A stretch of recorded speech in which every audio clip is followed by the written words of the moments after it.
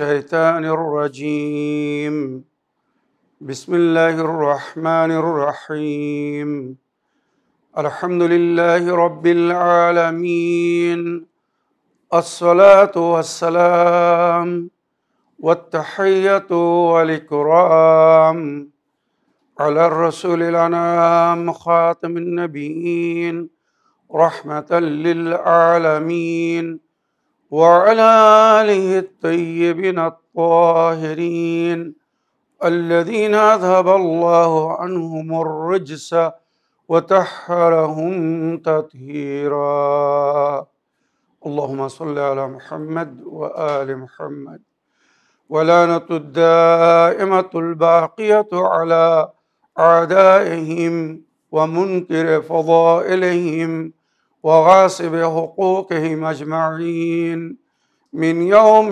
عداوتهم إلى قيام يوم الدين أما بعد عباد الله أوصيكم ونفسي بتقوى الله فإن التقوى خير الزاد وبها المعاد وتنفع يوم لا ينفع فيه مال ولا بنون إلا من أطاع الله بقلب سليم وصلى الله على محمد وعلى آله الطيبين الطاهرين اللهم صل على محمد وآل محمد وعجل فرجهم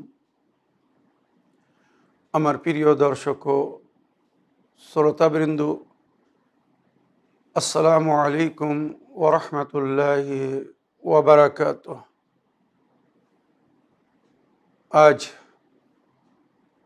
17ই সফর আমাদের অষ্টম ইমাম হযরত আলী ইবনে মুসা আর-রিদা আলাইহিস সালামের শাহাদাত দিবস। তাই আপনাদের সকলকে আন্তরিক সহানুভূতি ও সমবেদনা জানাই এবং আপনাদের সঙ্গে সঙ্গে যুগের ইমামের খেদমতে ওনার জাদ ইমাম রেজা আলাইহিস সালামের শাহাদাত দিবস উপলক্ষে তাজিয়াত পেশ করছি।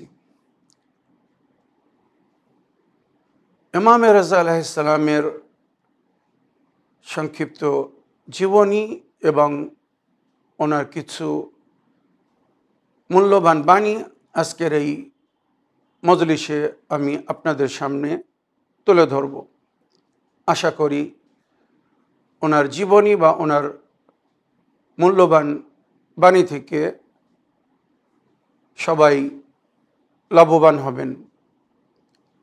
ইমাম রেজা আলাইহিস সালাম আমাদের অষ্টম ইমাম। ওনার ডাকনাম বা কুনিয়াত হচ্ছে আবুল হাসান আস-সানি, আর ওনার পবিত্র লাকাব বা পদবী হচ্ছে রেজা, যেটি ওনার নামের সঙ্গে অধিক অংশ ব্যবহার হয়ে থাকে। ওনার নাম আলী আর ওনার পিতার নাম মুসা কাদিম আলাইহিস সালাম, আর ওনার পদবী বা লাকাব হচ্ছে রেজা। তাই ওনাকে আলী ইবনে মুসা আর রেজা বলা হয়। ওনার অন্য লাকাবের মধ্যে আলিমে আলী মুহাম্মদ। নিঃসন্দেহে সমস্ত ইমামরা জ্ঞানী ছিলেন, আলিম ছিলেন, কিন্তু ইমাম রেজা আলাইহিস সালাম নিজের যুগে সমস্ত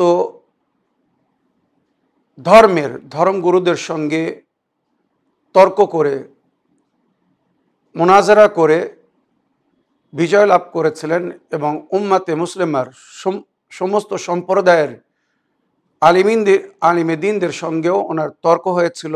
আর উনি সমস্ত তর্কে বা মুনাজারায় নিজের বিপক্ষ আলিম, মোল্লা, মৌলভী বা ধর্মগুরুদেরকে পরাজয় করিয়ে দিয়েছিলেন পরাজয় করেছিলেন, আর সবাই ওনার কাছে হেরে যাওয়ার পরে একটাই শব্দ বলেছিল, আর সেটা হচ্ছে আপনি আলিম, আপনি সত্যি জ্ঞানী, আপনি সেই ইলমের মালিক যে ইলম আল্লাহ নিজের নবীও তার ওলিদেরকে দান করেছেন। তাই ইমাম রেজা আলাইহিস সালামকে আলিমে আলে মুহাম্মদ বলা হয়।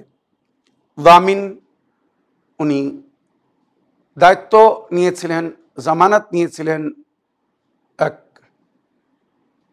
এক হরিণের প্রাণ বাঁচিয়েছিলেন, তাই ওনাকে জামিনে আহ বলা হয়। আর আমরা যখন সফরে যাই তো ইমামে রেজা আলাইহিস সালামের নামের একটি সিক্কা ইমাম জামিন রূপে আমাদের বাজুতে আমরা বেঁধে যাই। এটা আমাদের মা বোনেরা বা বাড়ির বউরা নিজের স্বামীকে, বা বোনেরা নিজের ভাইকে, বা মা নিজের ছেলেকে ইমামে রেজা আলাইহিস সালামের জামানাতে দেয়। আর ইমাম জামিন বেঁধে যারা সফরে যায় তাদের সফর সফল হয় এবং নিরাপত্তার সঙ্গে সুরক্ষিত রূপে সফর থেকে ফিরে আসে। তারপরে ওই পয়সা দিয়ে নজর করা হয়, সাদকা করে দেওয়া হয়, কোনো গরিব মুমিনকে দিয়ে দেওয়া হয়। রউফ মানে অতি দয়াময়,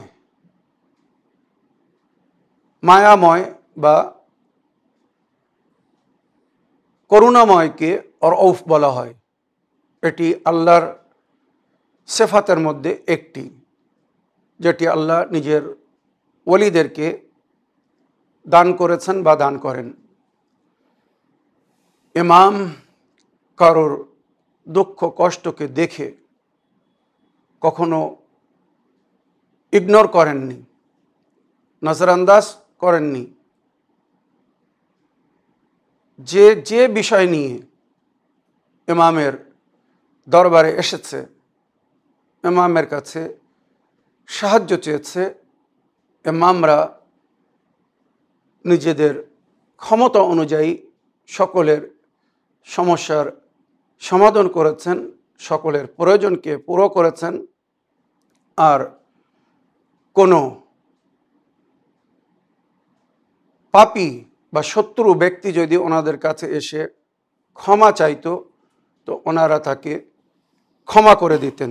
তাই ইমাম রেজা আলাইহিস সালামের পদবী বা লাকাব হচ্ছে রউফ, ইমাম আর রউফ, দয়াময় ইমাম। আর এর পিছনের অনেক ঘটনা যেগুলো আমি এর আগের বহু এপিসোডে আপনাদেরকে শুনিয়েছি ইমাম রেজা আলাইহিস সালামের জন্মদিবসে বা ওনার শাহাদাত উপলক্ষে। ইমাম রেজা আলাইহিস সালামের জন্মদিবস 11ই জিকাদা 148 হিজরি। উনি মদিনায় জন্মগ্রহণ করেছিলেন। আর ওনার শাহাদাতের তারিখ, যেটি ইসলামিক ইতিহাসের মধ্যে উল্লেখ হয়েছে, 17ই সফর, মানে আজকের দিন 203 হিজরি। আবার কিছু রওয়ায়েতে এই মাসের শেষ তারিখও লেখা হয়েছে। আবার কিছু রওয়ায়েতের মধ্যে যে মাসে উনি জন্মগ্রহণ করেছিলেন জিকাদা, ওই মাসের 23 তারিখে ওনার শাহাদাত উল্লেখ হয়েছে। মামুন রশিদ বানু আব্বাসের জালিম বাদশাহ, তার হুকুমে ওনাকে কালো আঙুর ফলে বিষ দিয়ে ওনাকে মারা হয়েছিল। ওনার ইমামতের পিরিয়ড ছিল 20 বছর, 183 থেকে 203 হিজরি পর্যন্ত। ওনার পবিত্র সমাধি বা কবর হচ্ছে আরজে খোরাসান বা আরজে তুস, যাকে বলা হয়, বর্তমানে তাকে মাশহাদে মুকাদ্দাস বলা হয়, ইরানের বিখ্যাত সিটি বা শহর। উনি বেশিরভাগ মদিনায় জীবনযাপন করেছিলেন। শেষে ওনাকে ইরানে ডাকা হয়েছিল, মারো বলে একটি জায়গা, ওখানে উনি কিছুদিন ছিলেন। তারপরে আরজে খোরাসান বা মাশহাদে মুকাদ্দাস চলে গিয়েছিলেন। ওনার পিতা ইমামে মুসা কাদিম আলাইহিস সালাম আর ওনার মা জননী ছিলেন তাকাত্তুম বিবি, যিনি নাজমা খাতুন নামে বিখ্যাত ছিলেন। আর ওনার স্ত্রী সাবিকা বা খাইজারান। আর ইমামে রেজা আলাইহিস সালামের সন্তানদের মধ্যে যে নামের উল্লেখ হয়েছে, ইমামে মোহাম্মদ তাকি আলাইহিস সালাম, যিনি ওনার পরে আমাদের ইমাম ছিলেন বা ইমাম হয়েছিলেন, মোহাম্মদ কানে, হাসান, জাফর, ইব্রাহিম, হুসাইন এবং ফাতেমা। এই হচ্ছে ইমাম রেজা আলাইহিস সালামের সন্তানদের নাম। আর ওনার টোটাল বয়স ছিল 55 বছর। এই যে ইমাম রেজা আলাইহিস সালামের সংক্ষিপ্ত জীবনী আপনাদেরকে বললাম। এক শিয়া, এক আহলে বাইতের অনুগামী অনুসারী, 12 ইমামের মান্যওয়ালা, যাদেরকে শিয়া ইসনে আশারি বলা হয়, নিজেদের ইমামদের সম্পর্কে এতটি ইনফরমেশন সবার কাছে হওয়ার দরকার। নিজের ইমামের সম্পর্কে এতটি জানকারি, এতটি জ্ঞান সমস্ত শিয়ার হওয়ার দরকার। যে ইমামের যুগে আমরা জীবনযাপন করছি, সেই ইমামের সম্পর্কে বা ওনার আগের সমস্ত ইমামদেরকে, যাদেরকে আমরা মানি বা নবীর পরে নবীর প্রতিনিধি বা যুগের ইমাম হিসাবে কিয়ামত পর্যন্ত আল্লাহর বান্দাদের হেদায়েত দেওয়ার জন্য যাদেরকে আল্লাহর তরফ থেকে নিযুক্ত করা হয়েছে, সেই ইমামদের সংক্ষিপ্ত জীবনী সবার জানার প্রয়োজন আছে। যখন কোনো ইমামের সম্পর্কে জিজ্ঞাসা করা হবে, যেন আমরা কমস কম এতটুকু ইনফরমেশন দিতে পারি, বলতে পারি, যেগুলো আমি উল্লেখ করলাম। তাই আমি প্রতি ইমামের বা মাসুমিনদের শুভ জন্মদিবসে বা ওনাদের শাহাদাত দিবসে আমি ওনাদের সংক্ষিপ্ত জীবনী শোনাই, যাতে প্রতি শিয়ারা বা প্রতি শিয়া যেন নিজের ইমামের মারেফাত রাখে, ইমামের সম্পর্কে জ্ঞান রাখে, ইমামের বিস্তারিত জীবন যদিও সে হয়তো না জানে, তো কমস কম এতটা ইনফরমেশন, এতটা মালুমাত বা জ্ঞান প্রতি শিয়ার হওয়ার দরকার। আশা করি এর থেকে আপনারা লাভবান হয়েছেন। এবারে ইমাম রেজা আলাইহিস সালামের কিছু মূল্যবান বাণী বা ওনার শিক্ষা আমি আপনাদের সামনে তুলে ধরতে চাই বা আপনাদের কাছে পৌঁছে দিতে চাই। আজ আমরা যে এই আজাদারি করছি, মনে রাখবেন এই আজাদারি সবচেয়ে বেশি বৃদ্ধি পেয়েছিল, এই আজাদারি প্রমোট হয়েছিল ইমামে রেজা আলাইহিস সালামের যুগে। কেননা উনি যুগের বাদশার ওলি আহেদ উত্তরাধিকারী ছিলেন, সমস্ত প্রকারের অধিকার এখতিয়ার রাখতেন। তাই সুযোগ পেয়ে ইমাম নিজের যুগে খুব সুন্দরভাবে নিজের জাদ ইমামে হুসাইন আলাইহিস সালাম ও কারবালার শহীদদের আজাদারি করেছিলেন বা আজাদারি করিয়েছিলেন। মনে রাখবেন, আজ যে এই আমরা বিভিন্ন এলাকা থেকে, বিভিন্ন জায়গা থেকে, বিভিন্ন গ্রাম থেকে, বিভিন্ন অঞ্চল থেকে দলবদ্ধ হয়ে এক জায়গায় কোনো কারবালায় বা কোনো বিশেষ স্থানে ইমাম বাড়িতে এক জায়গায় হয়ে যে এই আজাদারি করি, তো এই যে বিভিন্ন দল, বিভিন্ন গ্রাম অঞ্চল বা এলাকা থেকে এই যে আসে, এটা শুরু হয়েছিল ইমাম রেজা আলাইহিস সালামের যুগে। এর আগে 4 জন শিয়াকে এক জায়গায় হয়ে আজাদারি করার অনুমতি ছিল না। ইমামে মুসা কাদিম আলাইহিস সালামের যুগে আজাদারির উপরে বা ইমামে হুসাইন আলাইহিস সালামের জিয়ারতের উপরে এত কড়া পাবন্দি লাগানো হয়েছিল যে কাউকে জিয়ারত ইমাম হুসাইন আলাইহিস সালামের জন্য যেতে দেওয়া হতো না। আর যদি কেউ জিয়ারতে যেত, তো তাকে কুরবানি দিতে হতো, কোনো বলিদান দিতে হতো, শারীরিক, মানবিক, আর্থিক অনেক কোরবানি দিয়ে সেই সময় লোকেরা জিয়ারতে যেত। আর ওই জন্যে ইমাম মুসা কাযিম আলাইহিস সালাম সেই সময় বলেছিলেন, উনি কারাগারে বন্দী ছিলেন, তো ওনার শিয়ারা যখন ওনার সঙ্গে সাক্ষাৎ করে জিজ্ঞাসা করেছিল যে মাওলা, আমাদেরকে প্রকাশ্য রূপে খায়মালা গিয়ে বা হোসাইনিয়া, যাকে ইমাম বাড়ি বলা হয়, ওখানে গিয়ে আজাদারি করার অনুমতি নেই, আমরা কি করে আজাদারি করব, কি করে আপনার জাতকে আমরা স্মরণ করব? তো ইমাম বলেছিলেন, ইমাম মুসা কাযিম আলাইহিস সালাম, ইমাম রেজা আলাইহিস সালামের পিতা, তোমরা যা সেই নিজের বাড়িতে আজাদারি করো, নিজের পরিবারকে নিয়ে ঘর বন্ধ করে ওখানে কারবালার শহীদদের শাহাদাত নামা শোনাও, নিজের পরিবার বা নিজের বাচ্চাদেরকে কারবালার শহীদদের মিশন, মকসাদ, কি জন্য তারা জীবনদান দিয়েছিল, কি কারণে তাদেরকে শহীদ করা হয়েছিল, তাদেরকে সবকিছু বলো, মুসিবত শোনাও, তাদের উপরে কি জুলুম ও অত্যাচার হয়েছিল, কত মুসিবত তারা সহন করেছিলেন। কেউ না আসে, আমি এজাজে ইমামতের মাধ্যমে তোমাদের বাসায় যাব আর তোমাদের সঙ্গে আজাদারিতে শরীক হব। তো মনে রাখবেন, এই যে বাড়িতে বাড়িতে আমরা আজাদারি করি মহরমের বিভিন্ন তারিখে, এটা শুরু হয়েছিল ইমামে মুসা কাযিম আলাইহিস সালামের যুগে, কারণ সেই সময় প্রকাশ্য রূপে খোলা জায়গায় আজাদারি করার অনুমতি ছিল না। কিন্তু ওনার পরে মামুন রশিদের যুগে যখন ইমাম রেজা আলাইহিস সালামকে মামুন রশিদ নিজের উত্তরাধিকারী বা নিজের ওলি আহাদ বানালো আর সমস্ত প্রকারের ক্ষমতা প্রদান করলো, তখন ইমাম রেজা আলাইহিস সালাম সুযোগ পেয়েছিলেন খোলা ময়দানে সবাইকে এক জায়গায় করে আজাদারি করতেন। আর ওই সময় বিভিন্ন গ্রাম থেকে, বিভিন্ন এলাকা থেকে যখন দলবদ্ধ হয়ে আজাদাররা এক জায়গায় জমা হতো, এক প্রান্তরে, এক ময়দানে, তো তাদের হাতে পতাকা থাকতো, আলম থাকতো, আর ওই আলমের উপরে কিছু সন্দেশ, মেসেজ, পায়গাম লেখা থাকতো যে আমরা কোথায় যাচ্ছি, কি জন্য যাচ্ছি, কি করছি, কেন করছি, এই আজাদারির উদ্দেশ্য লেখা থাকতো।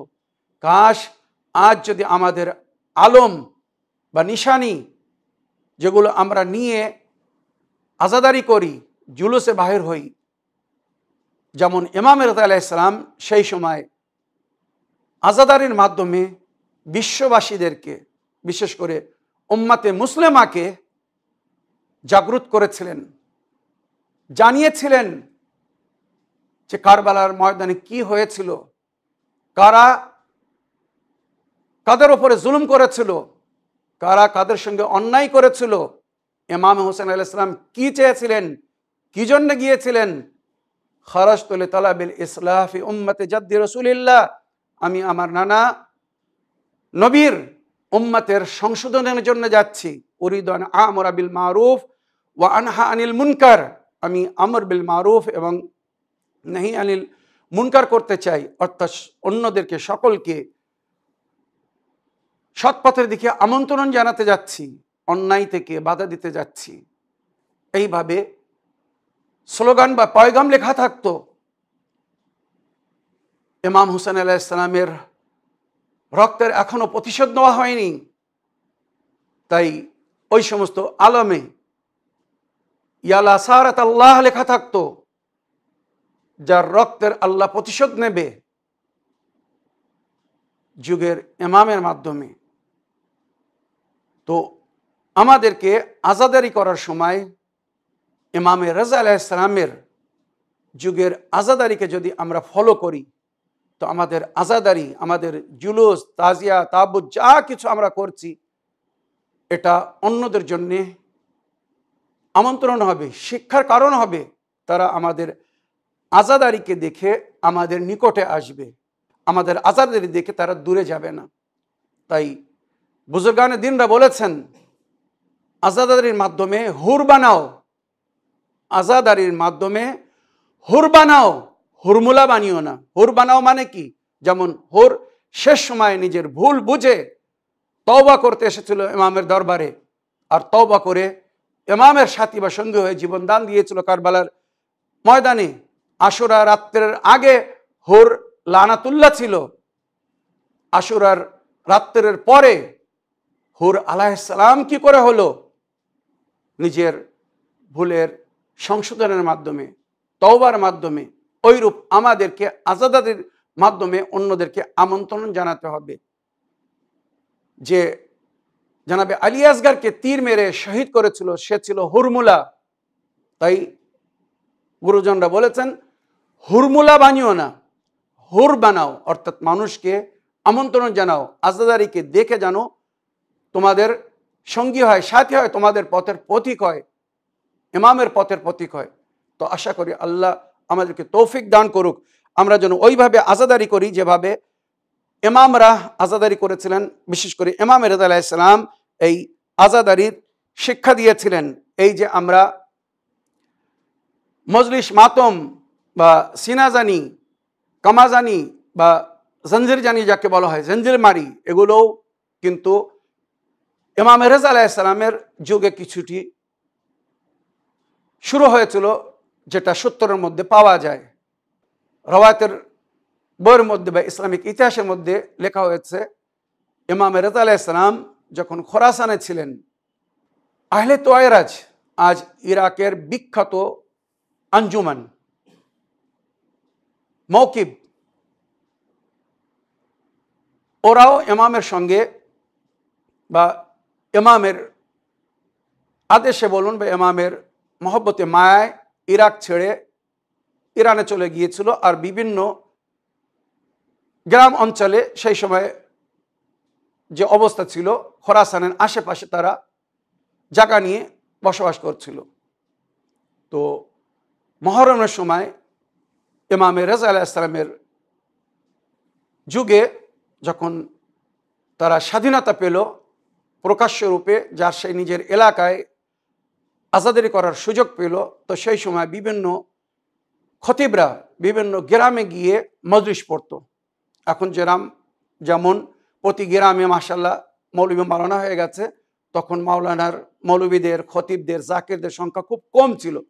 তো একটি জাকির খতিব এই গ্রাম থেকে পড়ে অন্য আরেক গ্রামে যেত, সেখান থেকে পড়ে আবার অন্য আরেক গ্রামে যেত, অন্য এক এলাকায় যেত। তো এইভাবে এক খতিব, বিখ্যাত খতিব, উনি এক জায়গায় ইমাম হোসেন আলাইহিস সালামের শাহাদাত নামা বয়ান করছিলেন, ইমামকে কিভাবে তীর তলোয়ার মেরে জখমি করা হয়েছিল।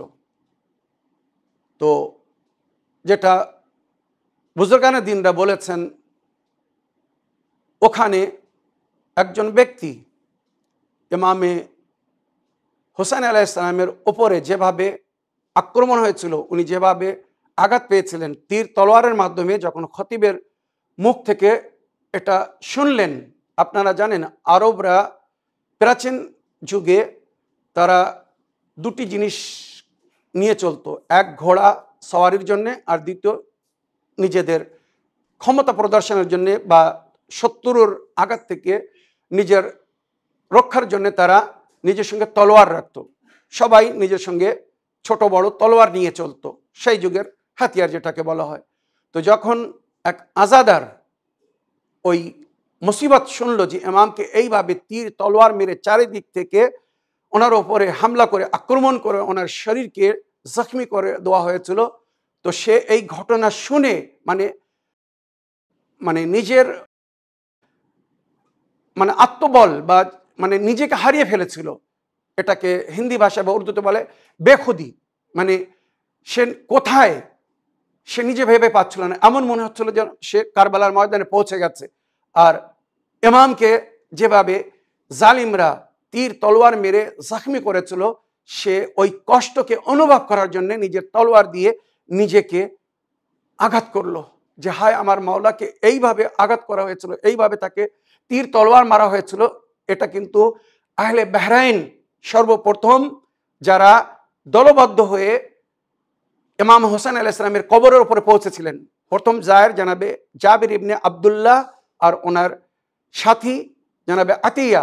এরপরে আহলে বাহরাইনের শিয়ারা আজও কিন্তু বিখ্যাত।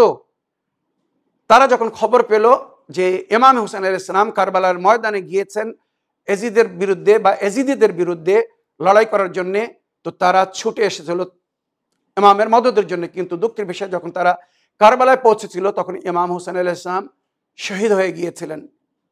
সুতরাং কবরের উপরে ইমাম জাইনুল আবেদিন আলাইহিস সালাম নিজের আঙুল দিয়ে লিখেছিলেন, হাযা কবর আবি আব্দুল্লাহ আল হুসাইন আল্লাযী কুতিলা আতাশানা।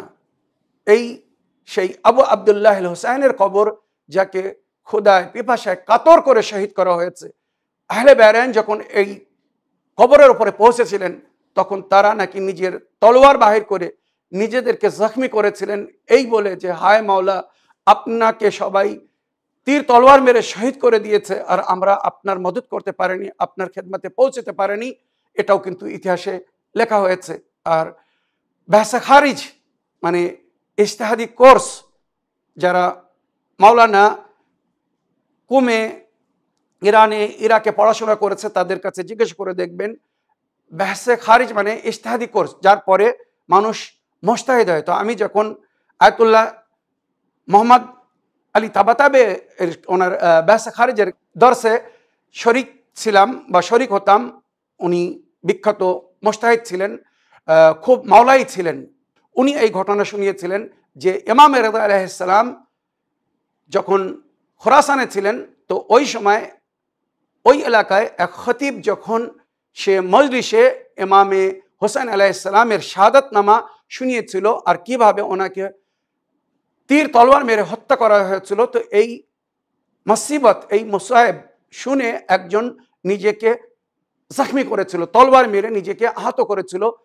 পরে সবাই তাকে ধরে ফেলে ইমামের দরবারে তার সম্পর্কে জানালো যে মাওলা, এইভাবে একজন ব্যক্তি, এটা কিন্তু প্রথমবার ছিল, একজন ব্যক্তি আপনার যাদের মুসিবত শুনে, তীর তলোয়ারের আঘাতের খবর শুনে নিজেকে আহত করেছে, জখমি করেছে, মাওলা এটা কি সে ঠিক করেছে?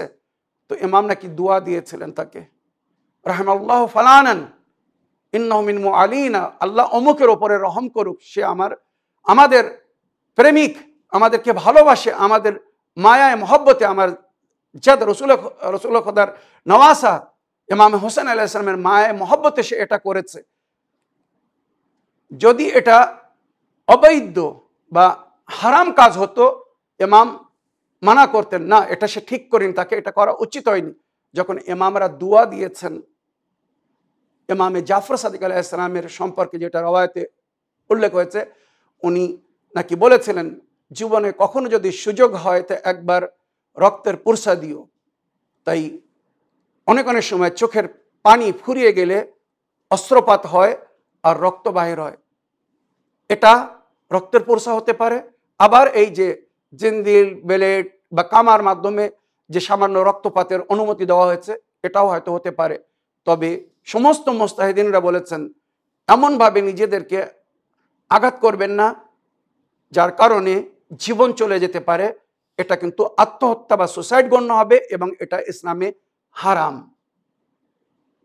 আমি যেখানে জেনজিল বা ব্লেডের সম্পর্কে, রক্তের পুরসার সম্পর্কে বললাম, সেখানে সতর্কতার জন্য শরীয়তের আহকামও বললাম যে এমনভাবে জেনদিল মারা, ব্লেড মারা বা কামাজানি করা জায়েজ না, যেটা তার জীবন শেষ হওয়ার কারণ হতে পারে।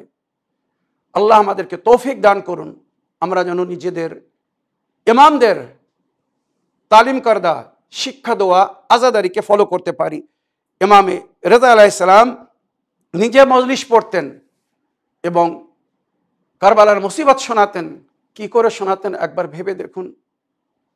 যুগের ইমামরা, ওনাদের সামনে কারবালার দৃশ্য আয়নার মতো হতো, তাই ওনারা মুসিবত শোনাতেন আর উম্মতকে বলতেন, তোমরা যেন আমার জাদের, ইমাম রেজা আলাইহিস সালাম বিশেষ করে বলেছেন, তোমরা যেন আমার জাদ ইমাম হোসেন আলাইহিস সালামের আজাদারিকে ছেড়ো না, যে অবস্থায় হোক, যেভাবে হোক, এটাকে কায়েম রেখো, যাহাতে উম্মত যেমন গাদিরে খুমকে ভুলিয়ে দিয়েছে, কারবালাকে যেন না ভুলিয়ে দেয়।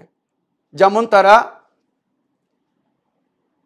আমার দাদা হযরত আলী আলাইহিস সালামের ওলায়াতকে ভুলিয়ে দিয়েছে, আমার দাদা ইমাম হোসেন আলাইহিস সালামের কোরবানি বা ওনার সাথীদের কোরবানিকে যেন দুনিয়া ভুলিয়ে না দেয়।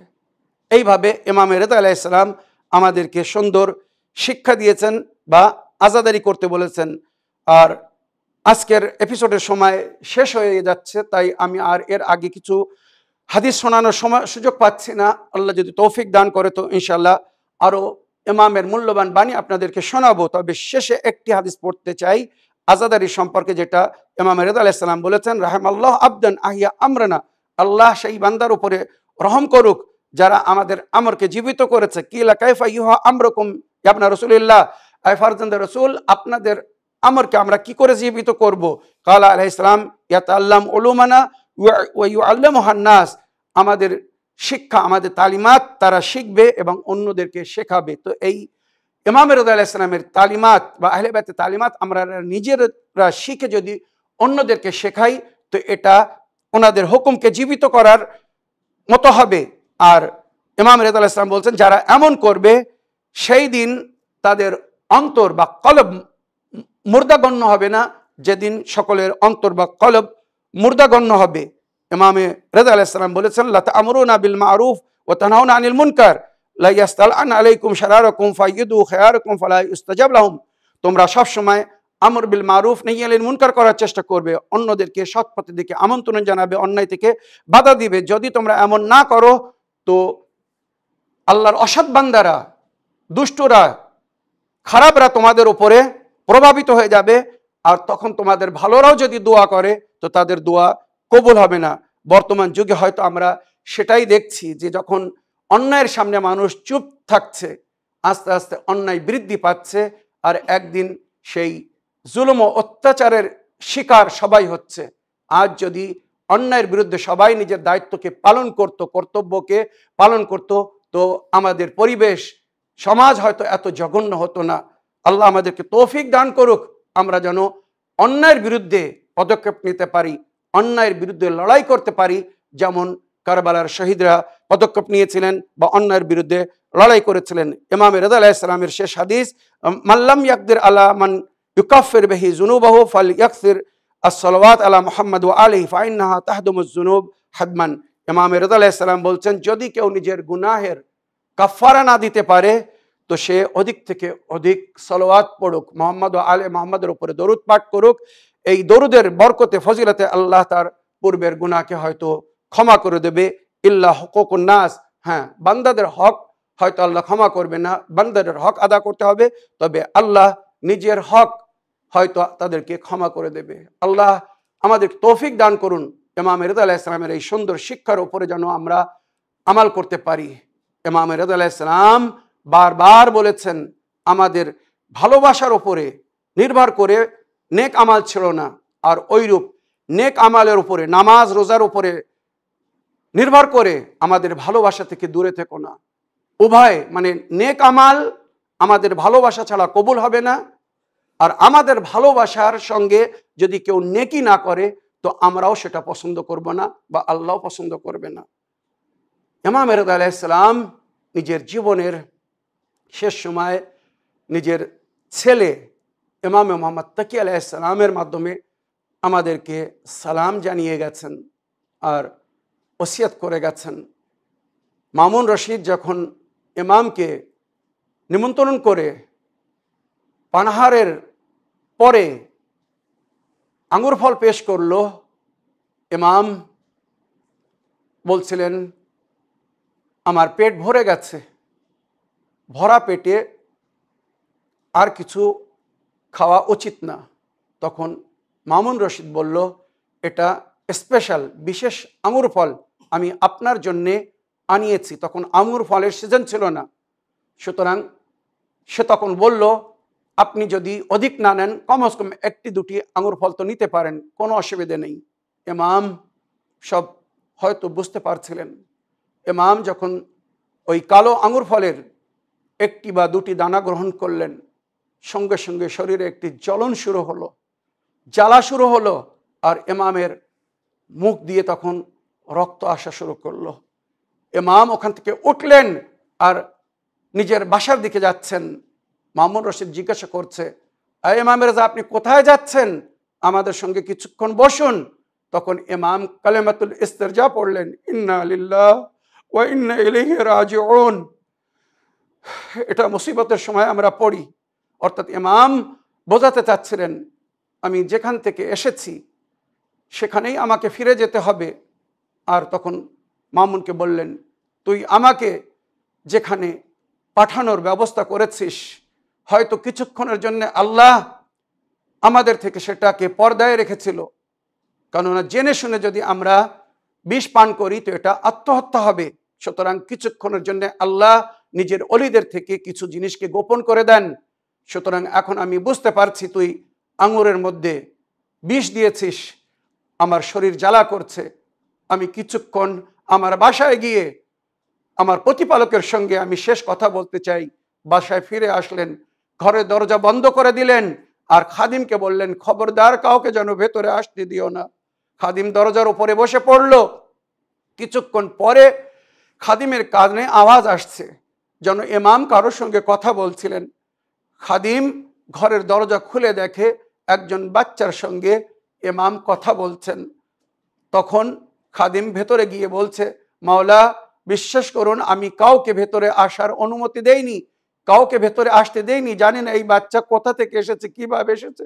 তখন ইমাম রেজা আলাইহিস সালাম খাদিমকে বললেন, এ অন্য কেউ না, এ সেই বাচ্চা যাদেরকে কেউ আটকাতে পারবে না।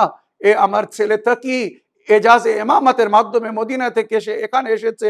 কেননা এটা আমার জীবনের শেষ সময়, এক ইমাম দুনিয়া থেকে যাওয়ার সময় রাজে ইমামত অন্য আরেক ইমামকে দিয়ে যায়। সুতরাং রাজে ইমামত নেওয়ার জন্য সে এসেছে। নিজের খাদিমকে বললেন, খেয়াল রেখো, আমি এই দুনিয়া থেকে খুব শীঘ্র চলে যাব। আমার পরে আমার দাফন কাফনের সমস্ত দায়িত্ব আমার এই ছেলের হবে। এক ইমামের দাফন কাফনের দায়িত্ব ইমামের হয়। সুতরাং তুমি বাইরে অপেক্ষা করো, আমার ছেলে যখন নিজে বাইরে আসবে তখন সে বাইরে আসবে, তার আগে যেন তাকে ডিস্টার্ব করো না, কেউ যেন ভেতরে না আসে। এবারে ইমাম রেজা আলাইহিস সালাম নিজের ছেলে ইমামে তাকি আলাইহিস সালামকে নিজের বুকের ওপরে ডেকে নিলেন, কলেজার সঙ্গে কলেজে মিলিয়ে বললেন, আয় আমার সোনার তাকি, আমি দুনিয়া থেকে যাচ্ছি, আমার শিয়াদেরকে, আমার মান্যকারীদেরকে আমার সালাম বলে দিও। আমার মৃত্যুর খবর শুনে হয়তো তারা দুঃখ পাবে, কষ্ট পাবে, তারা শোকার্ত হবে। তখন তাদেরকে বলো, যদি তোমরা শোকার্ত হতে চাও, দুঃখ প্রকাশ করতে চাও, অস্ত্রপাত করতে চাও, যদি তোমরা আজাদারি করতে চাও, তো আমার বাবার ওসিয়াত, আমার জাদ ইমামে হোসেন আলাইহিস সালামের আজাদারি করো, তার জন্য কাঁদো, তার জন্য অস্ত্রপাত করো, তাকে স্মরণ করো, যাকে স্মরণ করতে দেওয়া হয়নি, যার লাশকে বেগোর কাফন ফেলে দেওয়া হয়েছিল। এইভাবে ইমাম ওসিয়াত করছিলেন। শেষে যখন শেষ নিঃশ্বাস ত্যাগ করার আগে বললেন, এই আমার সোনার তাকি, কিছু মাটি তুলে আমার মাথার উপরে লাগিয়ে দাও। ইমামে তাকি আলাইহিস সালাম বললেন, বাবা যান, আপনার পরে আমি এতিম হয়ে যাব, আমার মাথার উপরে ধুলো মাটি পড়বে, ধুলো মাটি আমার মাথার উপরে হওয়ার দরকার। তখন ইমাম রেজা আলাইহিস সালাম বললেন, এই আমার সোনার তাকি, আমি এই জন্য আমার মাথার উপরে মাটি দিতে বলছি, খুব শীঘ্র আমি আমার জাদ্দা ফাতেমা জাহরার দরবারে পৌঁছে যাব, আমার নবীর দরবারে পৌঁছে যাব, আমার জাদ্দা আলী ইবনে আবি তালিবের দরবারে পৌঁছে যাব, আকা মাওলা জাদ হোসেনের দরবারে পৌঁছে যাব। পরকালে যখন আমাকে তোলা হবে, আমি এক আজাদারের রূপে উঠতে চাই। আমার শিয়াদেরকে আমার সালাম বলে দিও, আর এই আজাদারিকে যেন তারা কখনো ত্যাগ না করে, এই আজাদারিকে যেন তারা জীবিত রাখে, এই আজাদারি যেন তারা জারি রাখে। আমার এই ওসিয়াত আমার চাহনেওয়ালাদের কাছে পৌঁছে দিও। এই বলে আমাদের ইমাম, অষ্টম ইমাম শেষ নিঃশ্বাস ত্যাগ করলেন আর এই দুনিয়া ছেড়ে চলে গেছেন। ইন্না লিল্লাহ ওয়া ইন্না ইলাইহি রাজিউন। রাদান বিকাদাহি ওয়া তাসলিমান লিআমরি। সায়ালামুল লাযিনা যালামু আইয়া মুনকালিবিন ইয়ানকালিবুন।